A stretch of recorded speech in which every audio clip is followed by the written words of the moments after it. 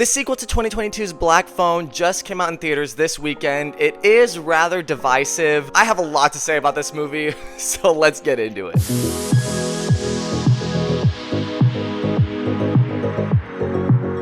What's up, you guys? It's Jonathan Carter, the movie reviewer that watches bad movies so you don't have to, and today we are talking about Black Phone 2. Black Phone 2 is the follow-up to 2022's Black Phone, which was a rather kind of popular niche horror film that kind of broke into the mainstream. It was directed by Scott Derrickson, who did direct Sinister and the first Doctor Strange, believe it or not, and he wrote Sinister as well. I believe he wrote the Black Phone and also had like a co-writer on that. He returns for Black Phone 2 with another co-writer as well. I am a huge fan of horror, if you can't tell from my long legs t-shirt. Admittedly, I was not the biggest fan of Black Phone. I thought it was fine. I didn't think it was anything to write home about. I didn't think it was as amazing as a lot of other people said it was, even though I think that movie also released to like mixed reviews.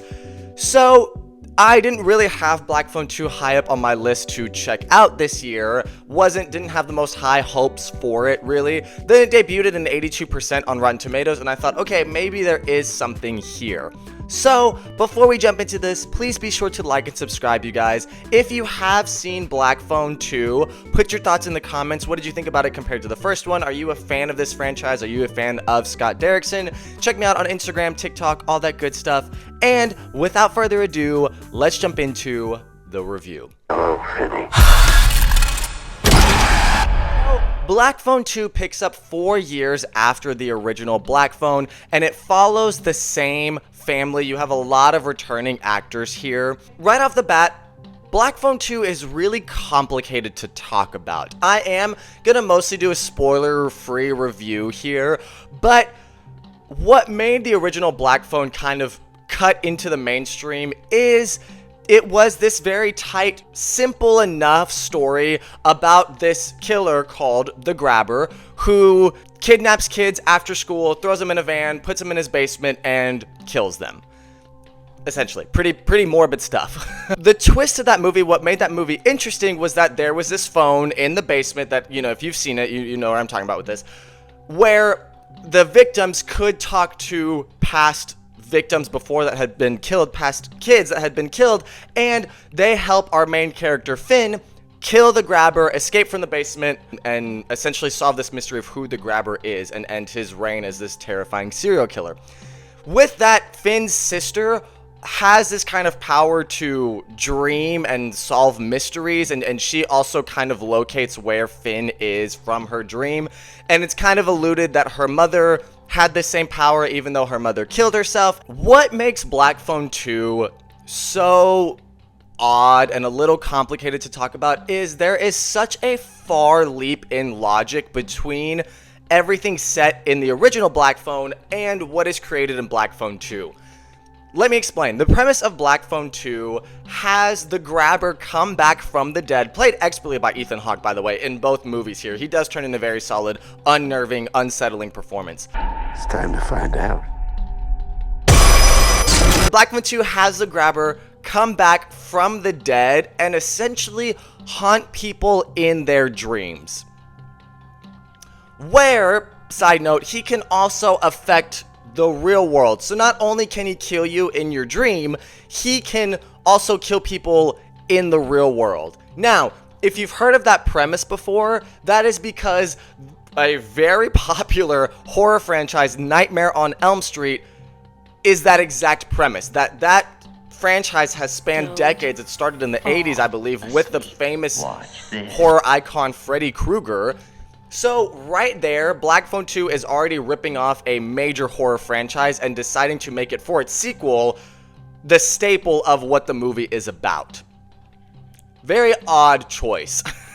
So it's hard to say if fans of the original Black Phone will enjoy the second one because it is such a far gap in what exactly the killer is able to do between movies, and that it's not established in the first movie, that it's not even alluded to that he has the power to do that in the first movie. Finn's sister in this film takes more of center stage. This actress turns in a great performance here as well. She's definitely somebody to look out for. Her dreams are basically what is propelling the movie forward, and then you have Finn, who is coming to terms with the fact that he was kidnapped by a serial killer and survived, and that kind of changes you as a person. And he's 17 years old, so it's really altering his development of who he is as a teenager, as a kid. Besides this like intense, crazy leap in logic in this film, the movie takes place at this summer camp in the mountains of Colorado, and it kind of expands the lore beyond the grabber, being able to kill people in his dreams or in their dreams.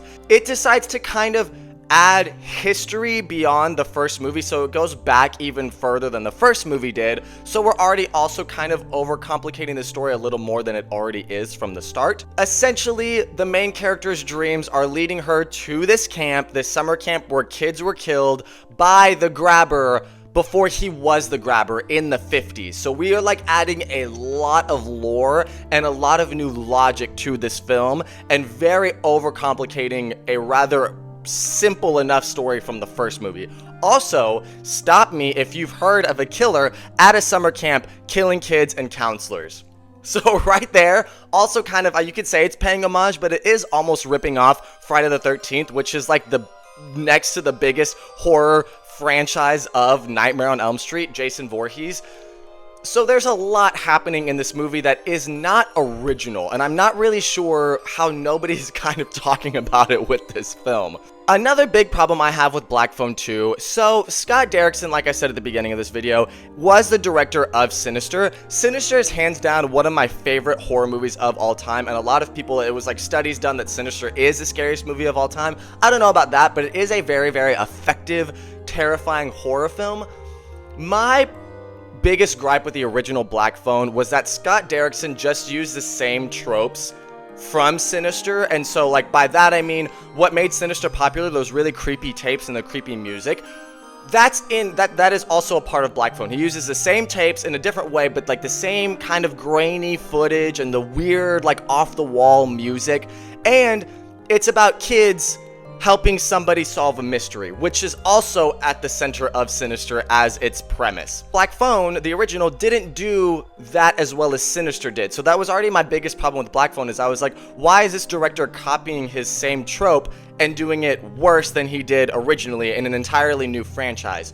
Black Phone 2 doubles down on those issues. So the movie opens up with grainy footage of a kid being killed by this creepy entity, person, whatever, and there's some weird audio playing. We're doing the same thing. This is the third time we have done the same premise in a different franchise. I mean, I guess it's the same as Black Phone, but it's not the Sinister franchise. So I don't know why Scott Derrickson is copying himself, and it's the same thing where these 3 kids that were killed at this summer camp, are now helping our main character solve this mystery. I don't know why Scott Derrickson has this kind of obsessive nature with the grainy film, the weird music, kids solving mysteries, and then also being brutally murdered. We have done the same movie 3 times now with a little bit of changes here and there, but I don't know how. Also, I haven't really heard anybody talking about this, and that's my biggest gripe with Black Phone 2 is it's the original movie with a way different logic done not as well, and then it's the same as Sinister, the same style and almost story to it, also done not as well, and it's ripping off major film horror franchises. So what is happening here? I don't